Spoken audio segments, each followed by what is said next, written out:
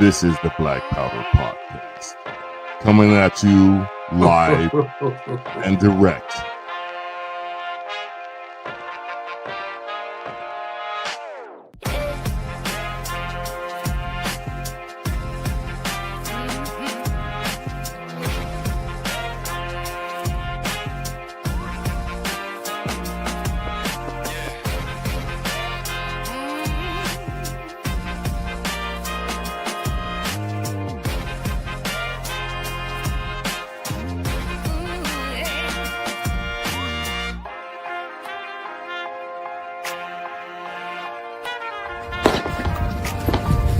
Your salty tears season my life. It's the Black Powder Podcast.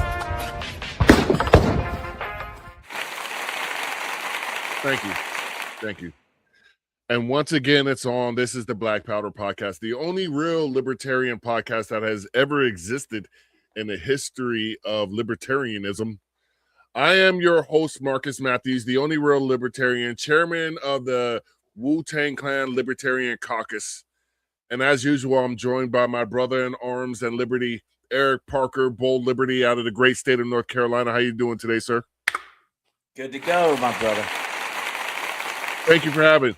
So we've been going back and forth this week because I believe the Glock 30 is the best CCW pistol out there, combined with the fact it has won 2 world wars.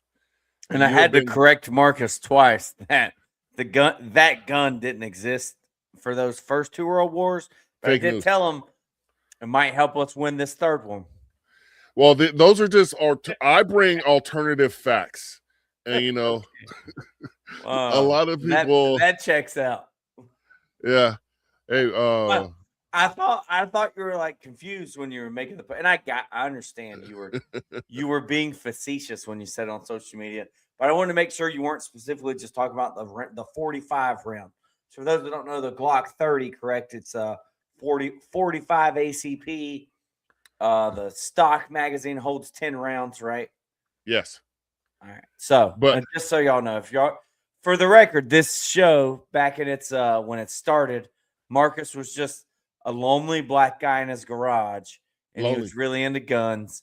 And you started a podcast about guns, right? That's how this got started. Effectively, guns and liberty, but then it kind of just gravitated more so about the liberty part, but we're still about that 2A stuff. Yeah, and we keep that thing on us. I mean, you know what I mean? Yeah, and I'm going to stand by my statement that the Glock 30 won 2 world wars, and nobody can dispute my alternative facts because that's our society now. You can say whatever you want, and so that's Marcus is going to stand by his false statement. Okay.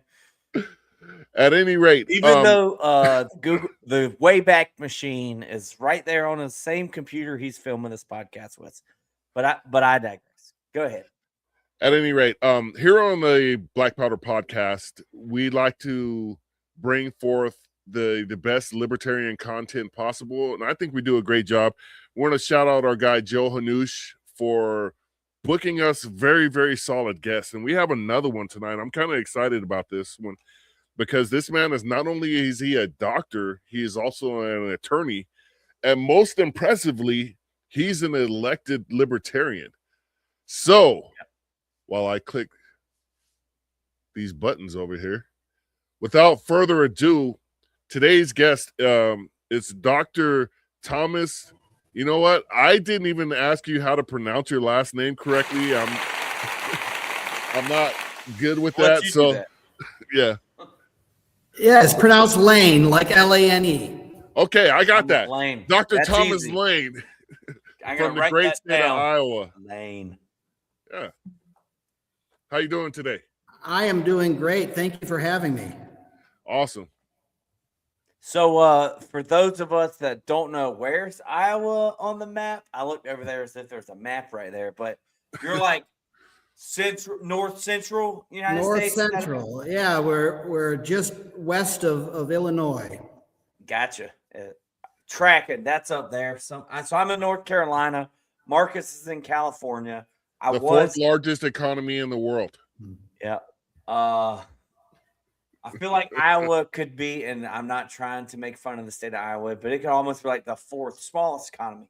I don't know though. I could be wrong. Oh, they're huge in pork and agriculture. Yeah, Awesome. Marcus will be happy to know this. There's only 2 states that produce more food than they consume, and that's Iowa and California. See, Huh.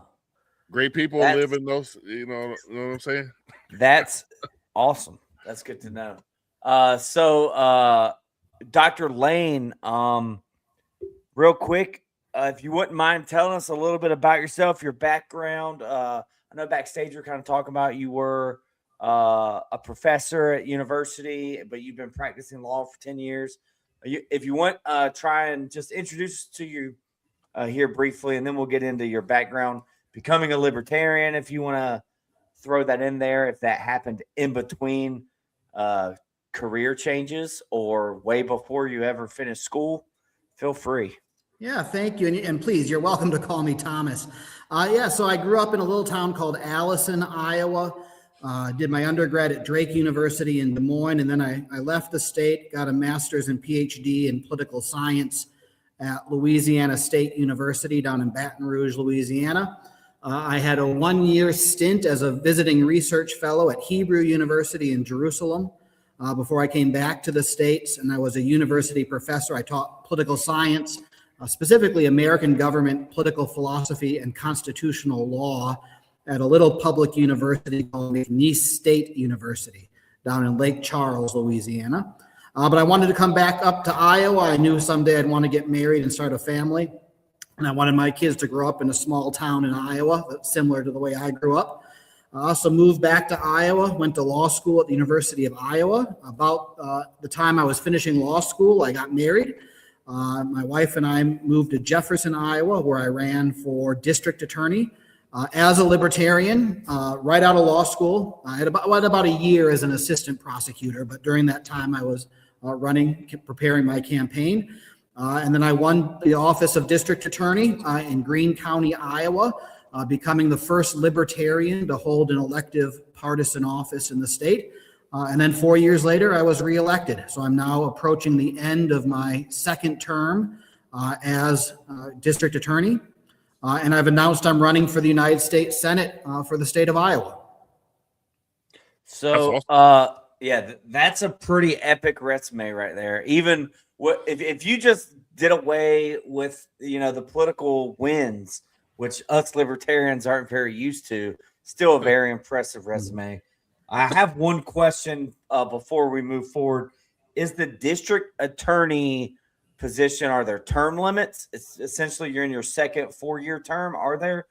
Are you able to run for re-election of that if by chance you don't win the Iowa U.S. Senate race? That's a great question. There's nothing that would legally prohibit me from running as county attorney for a third term. There's no limit. However, a person can only have his or her name on the ballot for one office. So because I'm running for the United States Senate in November, I cannot run for district attorney. Okay, so you're essentially applying a self-term limit. You're term limiting yourself in a sense. Doesn't mean you can't go back and try again later. If after you've been in the United States Senate for, 10, 20 years, you could always go back, right? I could, yes. Awesome. Oh yeah. So why libertarian? Great question. So I couldn't in good conscience, when I wanted to run for county attorney, district attorney, we call district attorneys county attorneys in Iowa. When I wanted to run for county attorney, I just couldn't in good conscience run as a Republican or a Democrat. I think both parties have been equally complicit in the corruption of our constitutional system. Both parties have participated in the increase in our national debt, allowing presidents to take us to war without declarations of war from Congress. I mean, the list goes on and on. And I just couldn't in good conscience run as one of the two major parties. Greene County, where I serve, is overwhelmingly Republican. A lot of people who meant well and wished me well told me, well, just run as a Republican. It doesn't matter. You'll get elected. And I couldn't do that. I'm a libertarian ultimately because I believe the libertarians are right on what the Constitution says and what it means. You know, I believe ultimately in the rule of law. I believe in Republican government, small r, not the party, but the republic. Checks and balances, limited government, equality before the law, all of these principles that took us thousands of years to figure out and to put into practice and to institutionalize it. And the Republicans and Democrats are willing to sacrifice all of it for the sake of reelection. Awesome. I love it. I love this energy. And I really love bringing, because I think of myself as a constitutional libertarian or constitutional minarchist or minarchist libertarian, like very limited government and like the vision that our founding fathers had and self-regulation, self-government, and as limited a government as possible. So I love that. I want to ask this: how, when you ran for district attorney, how close was there a Republican or Democrat opponent? How close was the election? If you could get into that a little bit. Yeah, no, so that's a great question. When I first ran, I came out strong and I came out early, and I earned the support early on of many of the leading elected officials in the county, almost all of whom were Republican. But I secured their support, and as a result, the Republican Party threatened to run a candidate against me. But I think ultimately they realized they would lose. And so they actually never even ran anyone against me. Wow. But it took a lot of work to get to. If I didn't come out early and gain those endorsements early on, the party label, someone running as a Republican would have been the clear front runner in the race. But no, it was uncontested. Well, let's talk a little bit about that strategy of, I'm assuming you were working and living in the community for a little while, at least being from Iowa, having roots there, getting those endorsements early on. I'm trying to just say, like, that strategy of showing the establishment, like, hey, you could run a candidate if you want to, but they're going to lose. Like, how did that go? Were a lot of these endorsements people you knew outside of politics, even though they were in office, or was it because of your experience in the community being close to the political system? Yeah, so I'm actually in a county that's not the county I grew up in as a kid. So when I moved here to be an assistant prosecutor. The people didn't really know me, but I think I quickly developed a reputation as someone who was very competent and skillful in the courtroom, who managed my caseload, who gave good advice to the other elected officials in the county. I took on a lot of responsibility. A lot of the work in my office had been outsourced. So in addition to paying a government official, the county was also paying outside attorneys, privately retained attorneys, to do a lot of the legal work for the county, which I thought was a tremendous waste of taxpayer dollars. So I brought all of that in-house. Even as an assistant prosecutor, I started doing a lot of the civil work for the county, drafting their deeds, their ordinances, their resolutions. And so I think I proved my worth. And it was really the support of the other Republican elected officials in the county that I think kind of paved my way to election. So yeah, I think that it wasn't that I really knew anyone, but I think that I proved myself both to the other elected officials and to the electorate. So, Marcus, let me know if you have anything or if you want me to keep going. I don't want to keep commandeering the mic. No, it's all good. I just wanted to interject one fact. I've never met a jerk from Iowa. I've met a lot of people from Iowa, and every single one of them, I was like, damn, guy, I just want to give them a hug because they're just they're just cool people. Marcus, did you go to Iowa during like your son's baseball? Or? That was Wisconsin. And Wisconsin. Okay, they were some extremely nice people too. But, a lot of people from Iowa actually moved to California, or their parents are from Iowa because, going all the way back to the Great Western Migration during the Dust Bowl and all that stuff, there was a lot of people You know, it was mainly Oklahoma, but it was those Midwestern people that came out here, and a lot of people you meet out here, their roots are in the Midwest. Yeah. So I'm still curious how you became a libertarian. Was there a specific person, or it was just your observation of the duopoly? Yeah, so it really started with the war in Iraq. Okay. You know, so when I first registered to vote, I registered as a Republican. Me too. And when George W. Bush took us to war in Iraq, I realized that there was such a great disparity or disconnect between what the Republican Party said it stood for and then what it actually did in practice.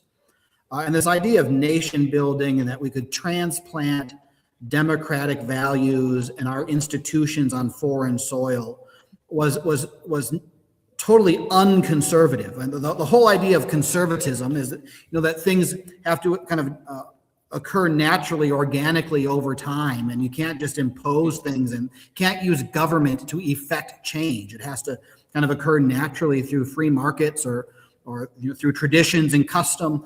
And then the more I thought about things and thought about our Constitution, I realized that neither party, neither the Republicans nor the Democrats, really cared about the Constitution. They only cared about it when it was convenient, when they wanted to check the other side. But they didn't actually sincerely hold a commitment to the text.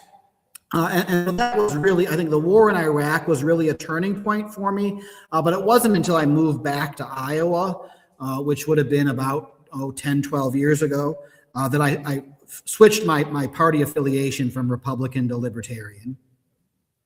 That's awesome.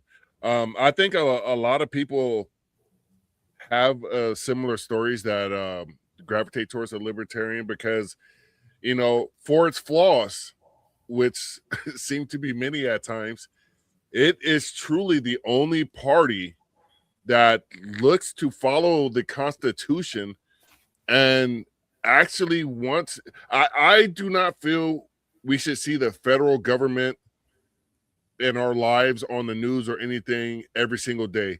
And right now, that's what's happening every single day. And it's never for good reasons. You know, the fact that they passed a bill to put in kill switches on every single vehicle, and it was mainly the Democrats, but they needed enough Republicans for them to pass it. I don't understand why Americans are so unwilling to give a legitimate libertarian a chance. And I say legitimate libertarian because we're talking to one tonight. So what is your message going to be to Iowans when you stand up on that debate stage and tell them why they should send you to Washington, D.C.? Yeah, great. I'm going to make one quick comment, then I'll answer your question. I agree with you about the federal government shouldn't be in the news, shouldn't have so much power, shouldn't be so intrusive. I always say that my life should only intersect with the federal government on two occasions: when I'm trying to cross the border to get into the country and when I go to the post office. Otherwise, the federal government should stay out of my life. You know, my message to Iowans is right now, Gallup polls are showing that 62% of Americans would prefer to vote for a third party. Right? So we are the majority. Disaffected Republicans, disaffected Democrats, independents, libertarians, we are the majority. But the two parties are colluding and are working together to propagate this false message that we only have two options on election day. And it's not that people are voting for someone, they're voting against someone. People didn't vote for Donald Trump because they liked Donald Trump. They voted for Donald Trump because they wanted to stop Kamala Harris. And I've never met anyone who supported Kamala Harris, but they voted for her because they wanted to stop Donald Trump. Everyone's voting for the lesser of two perceived evils. But as long as we keep doing that, we're perpetuating an evil system. Precisely. Yeah. And I will add to that, people voted for Donald Trump because damn near everybody in America hates Hillary Clinton. If you have half a brain, you know that she'd have been the worst possible president that we've ever had, surpassing, forgive me, my Republican friends, surpassing Donald Trump. Hillary Clinton would have been worse than Joe Biden. 100%. You can clock that. Well, and like I'll say, like, things have only gotten worse after people didn't learn their lesson the first time. Like we had 4 years of national debt higher than anyone before them. An example from DC, and people chose to reelect that again. We had an example. We still, I don't know. Well, yeah, you do know, because people, I'm sorry, Dr. Laehn, we're going to get to you in a minute, but we got to go on our little we got to rant. tangent. Yeah. But people forget when the lockdowns started. Yeah. And that's what I always say. It's a government precedent. You gave the government the power to lock down this country, and then you hand it over to people who just love absolute power. And what did they do with the lockdowns and the mandates and all of that stuff? They blew it out of the water. And I think that's a great transition, because a lot of your media was, Dr. Laehn, was against the mandates and vaccines and all of that stuff. And you said you weren't going to enforce any of those laws. Yes. So kudos to you. Yeah, I was the only county attorney in the state of Iowa that said we would not enforce those laws in my county. And that's awesome. Yeah, it was obviously unconstitutional. And you know, I said we weren't going to do it. And, you know, the federal government, OSHA, under Biden's vaccine mandate, claimed that they had the authority to fine any employer who had more than 100 employees, and a huge amount of money, more than $100,000 a week, if you didn't enforce this vaccine mandate. And you know, most employers, you know, small businesses in Iowa, you fine them $100,000 a week, it's not going to be long before they're bankrupt.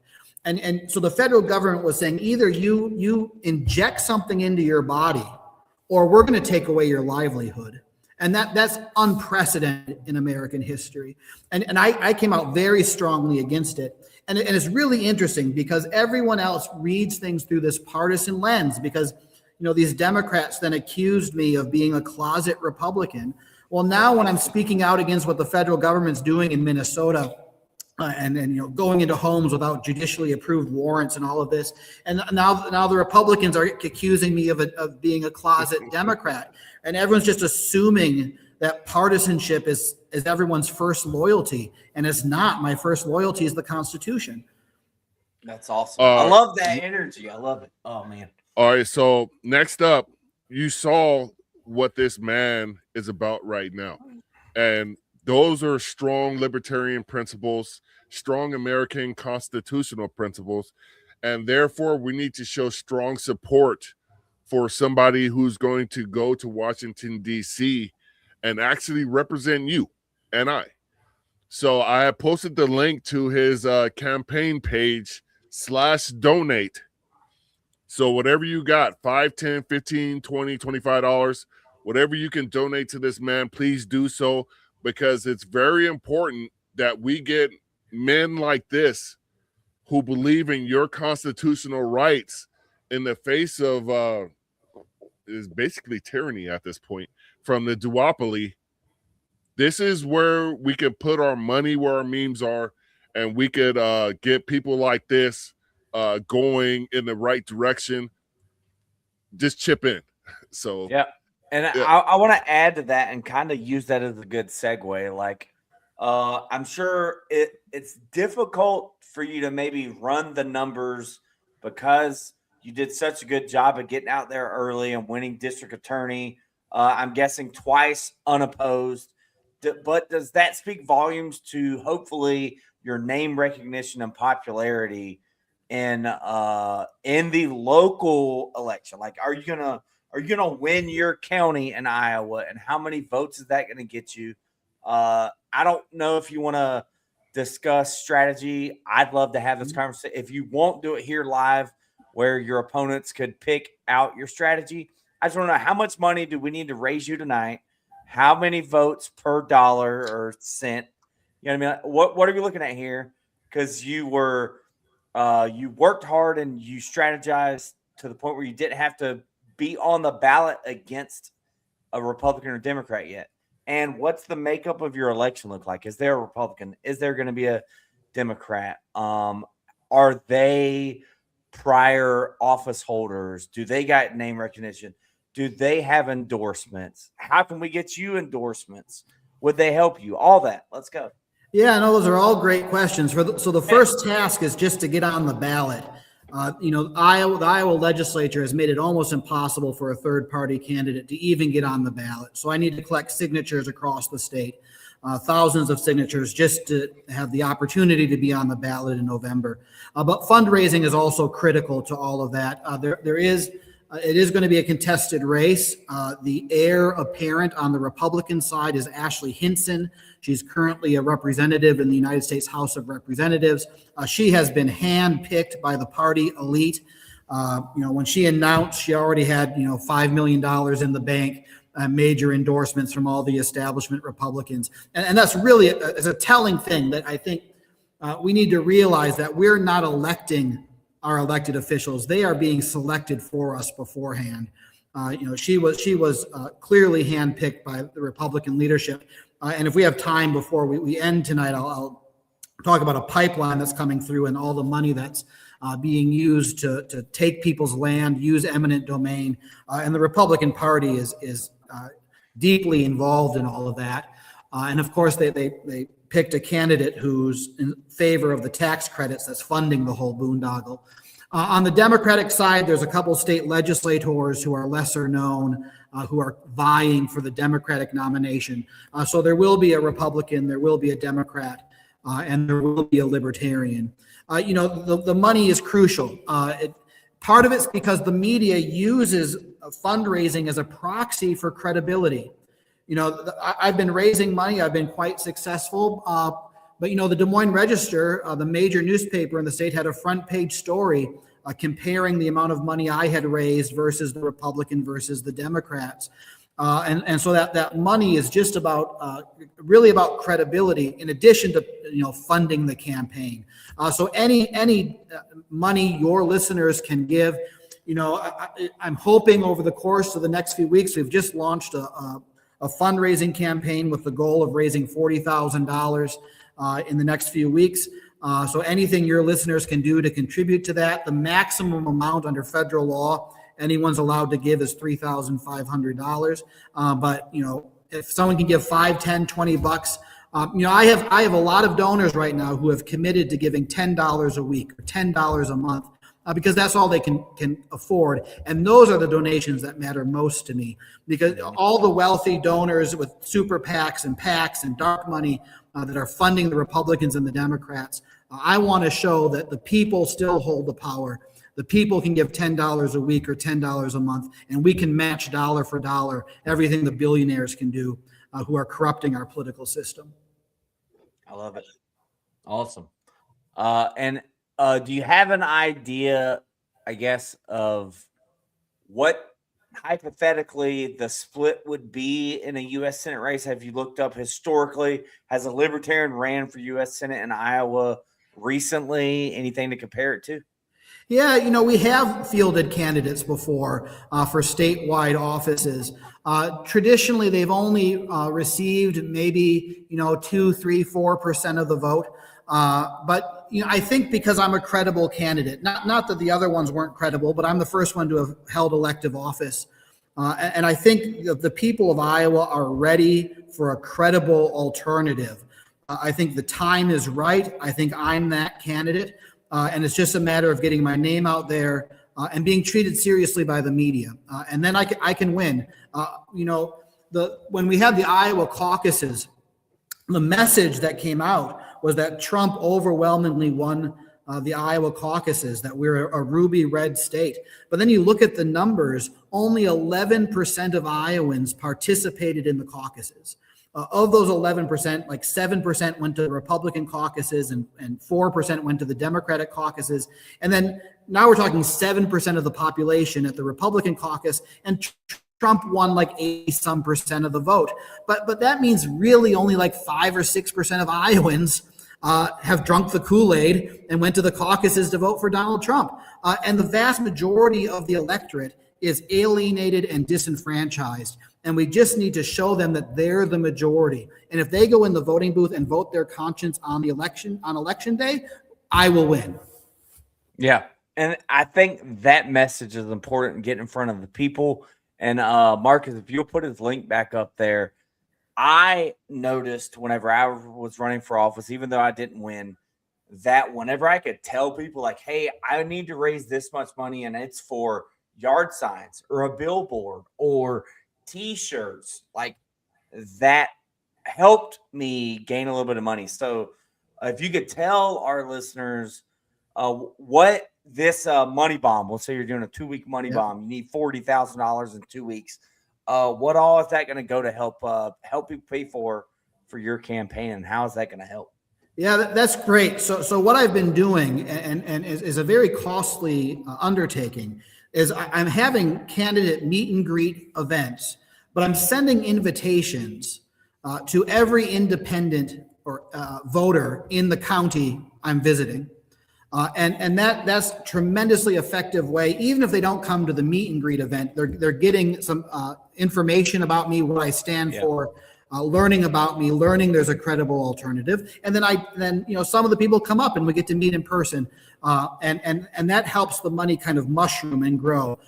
So that would be, the money we're raising now would be used to coordinate these meet and greet events, send invitations to all the local independents to help people meet one another and realize how many of us there are.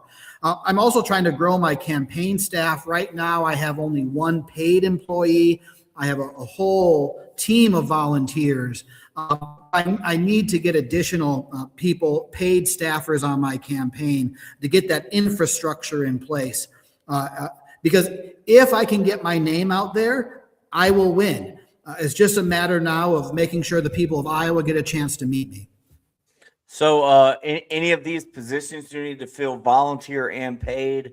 Do they need to be in the state of Iowa? Any of them could do remote work if it's really important, or do they need to be in Iowa? No, people could do remote work. Absolutely. I'll need people, feet on the ground, boots on the ground here in Iowa.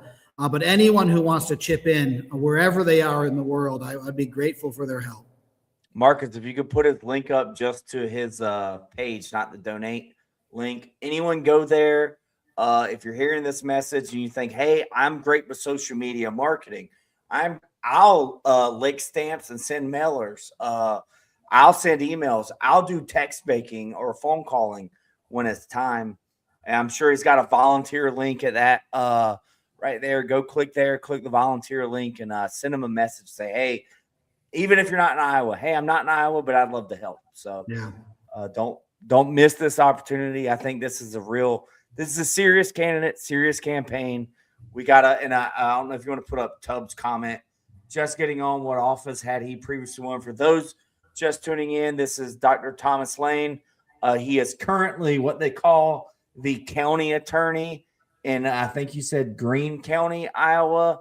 Yes, sir. That's the same as a district attorney somewhere else, because I guess districts could cover more than one county, depending on where you live. So, yeah. But all right. Go ahead. So I'm a reluctant Iowan voter that is sick of the Democrats and Republicans. How do you sell me on voting for you? What are you going to do in Washington, D.C.? Yeah, great question. So I'll say a little bit about this pipeline that's being built in Iowa that really shows how corrupt our political system has become and how the two parties have corrupted it. In the IRS tax code, there's sections 45Q and 45Z, which say that if you capture carbon dioxide that would otherwise be released into the environment, into the atmosphere, the federal government will now pay you $85 per metric ton of carbon dioxide you capture. So a major Republican donor here in the state of Iowa, his name's Bruce Rastetter, conceived of this plan that he would capture the carbon dioxide that's being emitted from our state's ethanol plants. He would liquefy it under immense pressure and then pipe it across the state through South Dakota into North Dakota, where he would sequester it underground, bury it underground. They call it sequestration. And he stands to make billions of dollars, literally billions of dollars in federal taxpayer dollars that will be direct deposited into his company's checking account. But in order to make this scheme work, they have to build this pipeline. And so the state of Iowa has vested his company with the power of eminent domain to take people's land from them, unwilling landowners, along the proposed route to pipe this liquefied carbon dioxide to North Dakota to sequester it. And the amazing thing is that they've done public opinion polling, and the vast majority of Iowans, I believe it's 78%, but well north of a supermajority of Iowans, are opposed to the use of eminent domain for this project. There's never been a clearer example of an issue where you can test whether our elected officials side with the people or with moneyed interests. And it's fascinating. Even the environmentalist groups are against this pipeline because it will do more damage to the environment building the pipeline than it will do good capturing and sequestering this carbon dioxide.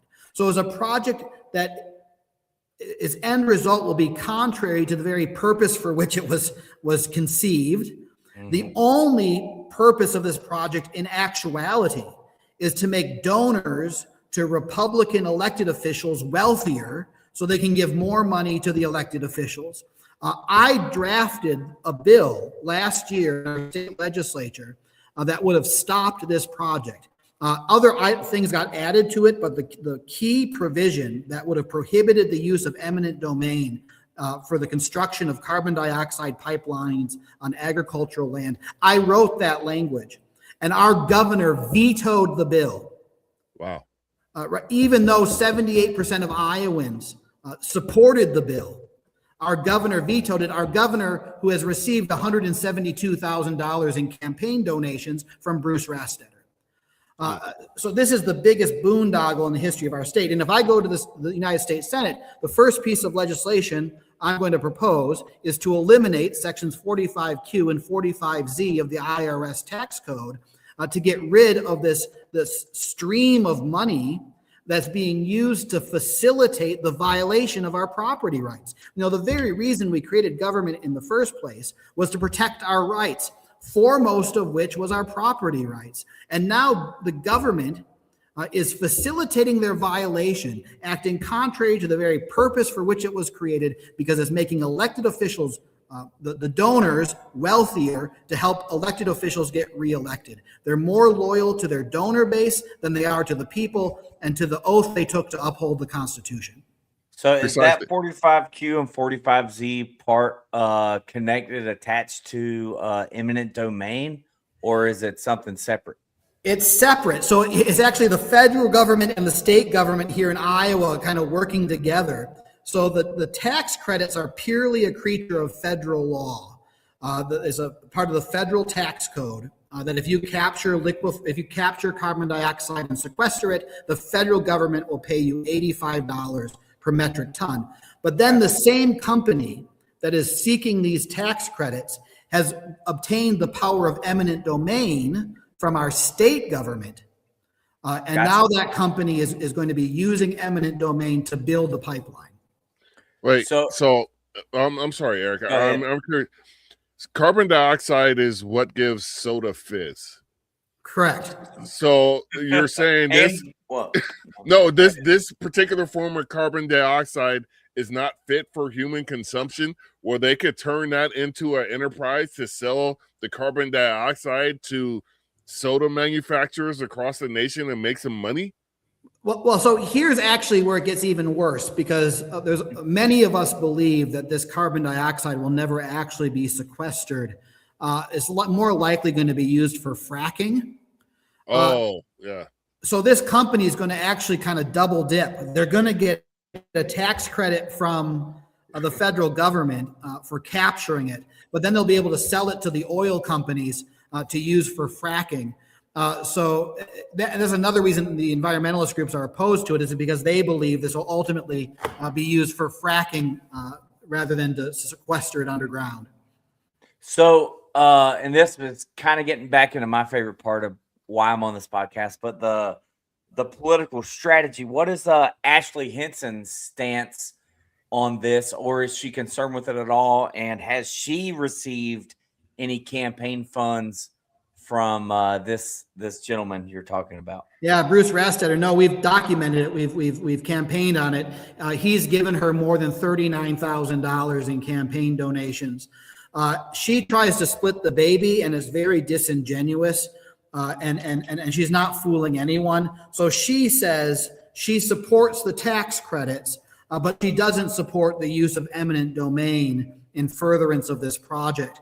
That, like I said, that's very disingenuous, because the only way this project works is if the company has the power of eminent domain. But she wants to have it both ways. She wants to keep her donors happy by saying she supports the tax credits, while trying not to offend Iowans by saying, "But I don't support the use of eminent domain." They go hand in hand.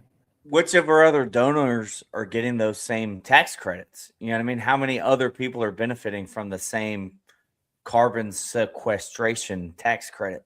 Yeah, there's ethanol plants that support it because it will. I think they're going to be able to sell their ethanol as having a reduced carbon footprint. Okay. So there's a financial incentive for the ethanol plants to get on board with this. Gotcha. But the average person on the street, we know from polling, everyday Iowans are 100% against this. And this is a recommendation, or maybe you've already done this. Have you set up your county meet and greets at the houses of the people where this pipeline is going to be eminent domain and stolen from them? Have you reached out to those people along the pipeline and say, "Hey, I'm totally against this and I need your support, and the Republican isn't going to stop it, but I will"? Have you thought about that's a great idea. I haven't had an event at anyone's home along this proposed route, but there are homeowners, landowners who are strongly supporting my campaign, one of whom hosted an event at a public library for me a few months back. So these are definitely a core part of my coalition that I'm building. Not just the landowners themselves, but anyone who cares about property rights. The Republicans and the Democrats will not defend our property rights.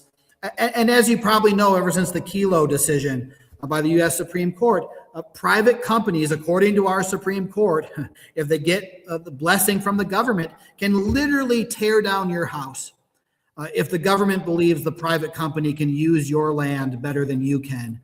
This is total violation of the takings clause of the Fifth Amendment.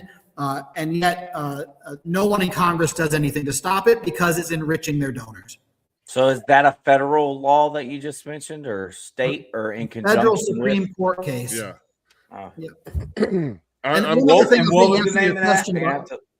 Sorry, about how I'll change things. So first, legislation's to kill these tax credits.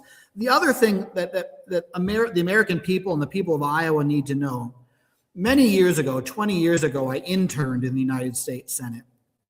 And I was shocked because I was taken to the Senate floor, and there was one person standing on the Senate floor talking to the television camera. And I was young and naive, and I asked the staffer who was giving me this tour, "Well, where are all the other senators?" And he said, "Well, you don't understand how it works here. There's never more than one person on the Senate floor. They just take turns talking to the camera. They're just essentially campaigning for re-election. And C-SPAN has agreed never to pan out to show that there's nobody else in the room." And I realized that this is all just a Hollywood production, that every single member of the Senate is complicit in defrauding us. I am the advisor for our elected officials here in Greene County. Our board of supervisors is our legislative body. There's 5 people who sit on the board of supervisors. I would never allow them to conduct business unless there were at least 3 supervisors present. It's a basic principle of law. You need a quorum before you can do business. But in the Senate, there's never more than 1 or 2 people in the room at a time. And the first thing I would do when I'm elected to the United States Senate, I'm going to go to the Senate floor and say, "I demand a quorum. C-SPAN, pan out, show that there's no one else here. We cannot be doing business unless there's at least 51 senators present." And the whole system collapses. They're all too busy right now meeting with their donors and lobbyists and interest groups. They're more concerned about their reelection than governing and abiding by their oaths of office and doing their duty. And it would just take one senator to demand a quorum. And it shows that every member of the Senate today is complicit in defrauding us because none of them demand a quorum. That makes me disappointed in Rand Paul. I'm gonna tweet. Yeah, that's exactly my mind went to immediately. Like, why isn't Rand Paul demanding a quorum every time he gets up there? But I have to ask you this. That seems pretty obvious to me that we're no longer a republic. And a lot of Americans know this information, not to the extent what you just exposed, but they know when those people go to Washington, D.C., they're going to do what their party and what their donors and what the lobbyists tell them to do. Yep. How do libertarians get that message out that we are the anti-them party and without selling the fear that the duopoly sells to the American people? Yeah, what I'm doing in my race is I've committed that I'm only going to serve one term. And that way, no one ever can question whether I'm doing something because it's right or because it's in my electoral self-interest. There'll never be a conflict for me because I'm not running for re-election. I'm going to serve 6 years. And I think that would be enough. If one person can do it, I think we would see a revolution in this country. The American people just need to be shown that it's possible. Right now, the two parties have propagated this myth that we only have two options on election day. And once we explode that myth, the libertarians will become the major party in the United States. That's right, because I just read a study saying that particularly the younger generation, my kids' generation, are completely disenfranchised with both parties at this point. And, I thought 2024 was the time to strike as far as the Libertarian Party goes, because initially nobody wanted Trump Biden. Nobody wanted either one of those. And then when Kamala jumped in, that was an even worse option for Americans. And people had to choose between diarrhea sandwich and a bowl of hot shit soup when you went to the polls. Excuse my French. I know Iowa people don't cuss that much. At least I haven't heard them cuss that much. But it was sad to me that we failed so magnificently, and I still blame Angela. Sue me, but I do that. We didn't give legitimacy to our convention by inviting the other party. The other parties don't invite us to theirs to let our candidate speak. Why would you do that at ours? How much support are you getting from your state affiliate, and if national at all? I know national shared.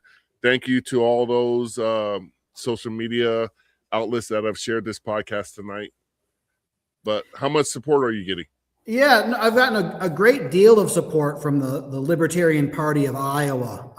The chairwoman of our party has been a great supporter of mine, has helped me along the way, helped me meet people. The state party has been fantastic. I really haven't received any support from the national party, which has been disappointing because I think, I am the candidate the national party needs. And I would really hope that at some point I'm able to connect with them and tap into their resources and their network, because that would really give me a boost in this campaign. Well, tonight, like I said, they've shared you on Facebook, and typically they share our program on X as well. Let me check real quick. I don't know if So you're getting some support from the national tonight, getting your face out there. And speaking of that, let's go back to this link right here, which is the donate link. And once again, on his donate page, it actually starts off at $10. Let's start there, but you could do a custom amount. So you got $3 in your pocket, up to $3,500. Come on. Yeah, and we'd appreciate if you did donate tonight. Post a comment so we can give you a shout out. show your fellow libertarians that we are out here trying to support great candidates. We have a successful libertarian candidate that's won 2 elections, has a feasible chance of winning this election that he's going for right now, but we need to get his face, his name, and his message out there to the people, the great people of Iowa. Like I said, I don't know. Well, you're a prosecutor. I'm pretty sure you ran into the jerks in Iowa that I never ran into, because I ran into free people and typically not criminals. But Iowa itself has given us some great Americans. So you can support my guy, Dr. Laehn, right here. What is that, German? German, yeah. From Silesia, right on the Polish-German border. Yeah. Our guy, Joe Hanush, says, thank you for running, Thomas. Yeah, thanks, Joe. Joe, thank you for getting us another great guest. You're doing a wonderful job. We truly appreciate you. Eric. Yeah, I just want to give you this opportunity. If there's any pillars to your campaign that we haven't discussed yet, that's important to you, that people understand, especially maybe to the people of Iowa, the libertarians, and is there anything we haven't asked you that you'd like to talk about real quick? Sure. Well, I'll say one thing, because something Marcus said a moment ago about us not being a republic anymore triggered a thought. You know, people ask me why I'm running for the Senate, and really, as I've reflected on why I'm running, the reason is because when I was elected county attorney, I swore an oath to defend the Constitution. And I believe that right now at this time, the best way I can defend the United States Constitution is by running for the United States Senate as a libertarian. I think Iowans need to know how much is at stake in this election. The question on the ballot is whether or not we are going to keep our republic. And I'll give one very quick example, something that should have alarmed everyone across the country. This past summer, President Trump issued an executive order. This is symptomatic of a much deeper problem, that laws are being now made unilaterally by the president, and members of Congress are too busy campaigning for re-election than to legislate. But one executive order in particular, President Trump issued an executive order that purports to make it a crime to burn the American flag. And he said in his press conference when he signed this executive order, if you burn the American flag, you'll go to federal prison for 1 year, not 1 day more, not 1 day less, 1 year in prison for burning the American flag. Now, there are good, reasonable people in the United States, good Americans, who believe that it should be a crime to burn the American flag. There are good, reasonable Americans who believe that's a form of free expression protected by the First Amendment. I don't want to have that debate. All Americans should agree that the President of the United States does not have the authority to make criminal law by executive order. The President of the United States does not have the authority to criminalize our behavior and say, I'm giving this order, and if you disobey it, I'm sending you to federal prison for a year. That is not the United States you and I grew up in. That's Stalinist Russia. Presidents do not have the authority, do not have the power under our Constitution to make criminal laws and to take away our liberty for violating them. And yet there's silence in Congress, right? So this is what is at stake. You know, are we a republic or are we some form of monarchy? I fear that already today, we're more akin to an elective monarchy than we are to a republic. And if we don't act soon, it's going to be too late. That spurred a question that I have for you. What are your feelings on qualified immunity? Well, that's a great question. And these issues come up under Iowa law. Anytime there's an officer involved shooting in Greene County, I have to issue an opinion on whether or not it was justified or not. And we see this in Minnesota now. You know, I think that law enforcement officers have some immunity under the law, and they need to, because in the heat of the moment, people can make honest mistakes. But everyone, whether a law enforcement officer or not, lives under the law. And no one is immune from prosecution. And so, although I believe that there is some limited form of immunity that law enforcement officers need to have, at the end of the day, everyone is under the law and must abide by the law. I would also differentiate between what happens at the federal level and what happens at the state and local level. Right? There should be no federal criminal laws, or maybe, I guess if you blow up a post office, right? If it's a direct attack on the federal government has the power to criminalize that behavior. But the vast majority of federal criminal law is unconstitutional. The federal government was not meant to have the power, let alone the president. The whole government wasn't meant to have the power to criminalize behavior. Law enforcement should be a matter of state and local jurisdiction. And what's going on in Minnesota and across the country, where federal agents are enforcing the law, is contrary to the whole tradition and purpose of our Constitution.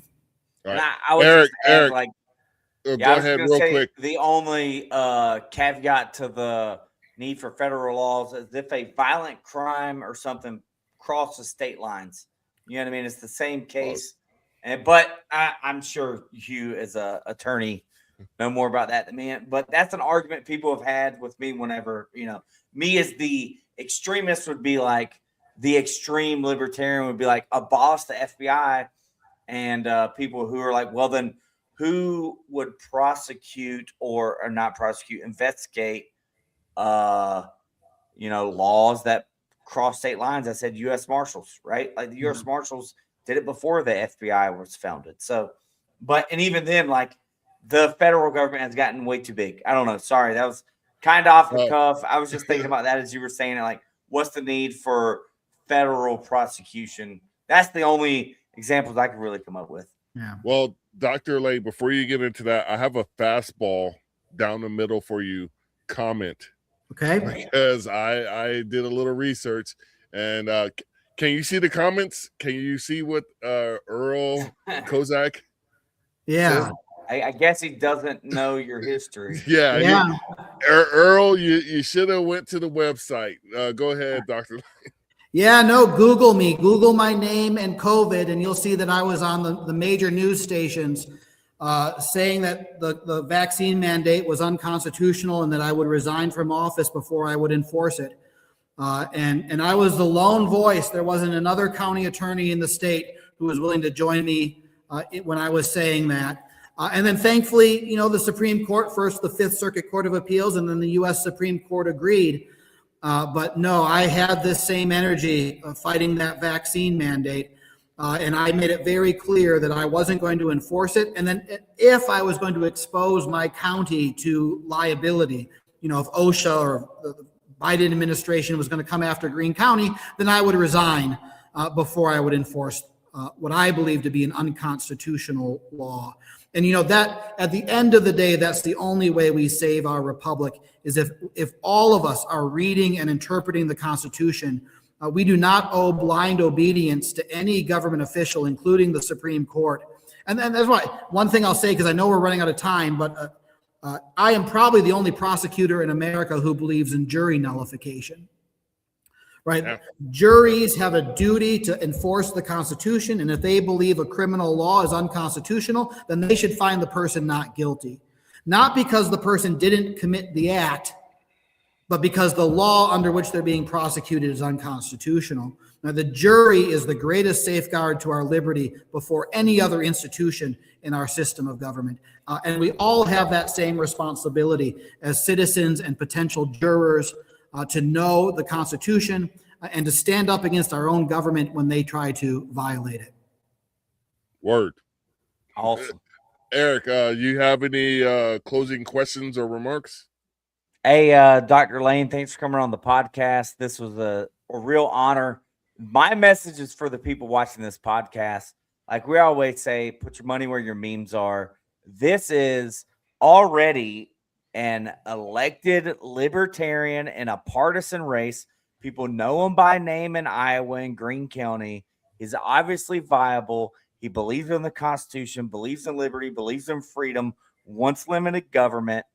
Let's do what we can, whatever you can, to help get this guy to raise the $40,000 2-week-long money bomb. We're getting that money, and we're going to use it for good here. We're going to get Dr. Laehn elected to the U.S. Senate. Imagine that.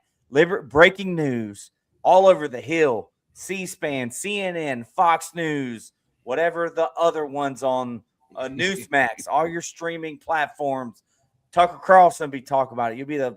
We might be able to get you on there before then. Not us. Somebody might be able to get you on there. But I'm just saying, Libertarian wins the U.S. Senate. Let's do everything we can to see that this happens. I guarantee you, if that happens, if I win, and I plan to win, within 4 years, we would control the Congress. Because once people realize it's possible, they would realize they're in the majority, and libertarians would win up and down the ballot all across the country. Awesome. Let's go. I'm going to let Earl get my last question on the night, because this is one that's near and dear to my heart. What is your 2A position? Again, I don't know your position on that. He was the one with the earlier COVID question. But on the 2A, how do you stand? I think this is another fastball down the middle. It is a fastball down the middle. I believe in gun rights. I believe that the Second Amendment is just as important as any other amendment in our Bill of Rights. And I think ultimately, I believe that the Second Amendment doesn't just guarantee us the right to defend ourselves against other individuals who might wish us harm. It was ultimately meant to give the people the ability to defend themselves against their own government. Yeah. And so that is one of the guarantors of the entire Bill of Rights. Just like the jury is an institution that makes sure the government can't invade our rights, so too the Second Amendment. I'll mention, I have a book coming out. I have a book that I've written that's going to be published coming out later this year. And part of the genius of the American constitutional system, this is the argument in my book, is that our founding fathers wanted to leave us the means, the mechanisms to have revolutions without having to resort to our guns. Right? Jury nullification, voting, the amendment process. These were all methods by which we, the people, could take back our government and have what I call peaceable revolutions, that we could overthrow the government through the amendment process or through jury nullification without having to resort to our guns and our pitchforks. But a backstop to that, at the end of the day, we have the Second Amendment. There you go. Amen. I love it. Yeah. That's how I feel, because my FBI handlers heard me say this several times, but I think the politicians in our government should do their jobs like their life depends on it. I'm not advocating for violence against anybody, but if it's tyranny they bring, it's revolution we have the right to recover. And with that being said, let's let the people know how they can find you and communicate. Again, we put up the donate link, but your social media, all that great stuff, let them know how they can learn more about you. Yeah, you can find me on X, you can find me on Facebook, or you can visit my website. I'm available. I have a great team that's working for me, that's helping me get my message out on social media. You can find me, like I said, X, Facebook, or visit my website. I would be grateful for everyone's support. Right on. And once again, this is Dr. Thomas Laehn from the great state of Iowa. Thank you very much for coming on the Black Powder podcast. Yeah, Eric, thank you for having me. I've really enjoyed our time tonight. Awesome. Eric, thank you very much. Dr. Laehn will ask you to hold on over the next 58 seconds of the outro video so we could chop it up for a minute on some other building stuff, because you brought up some points that I think we may be able to collaborate on at a later date. With that being said, this has been the Black Powder Podcast, the only real libertarian podcast out there. We want to thank all of you who watched and listened tonight. And as we always say when we end our podcast, live free or die.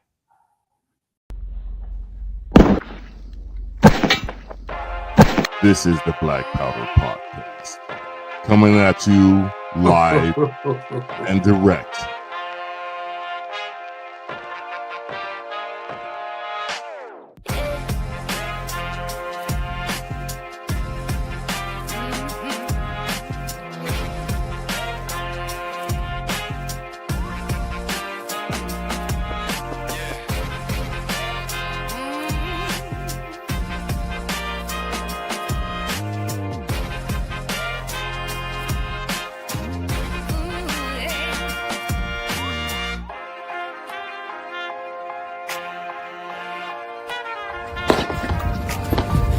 Your salty tears season my life.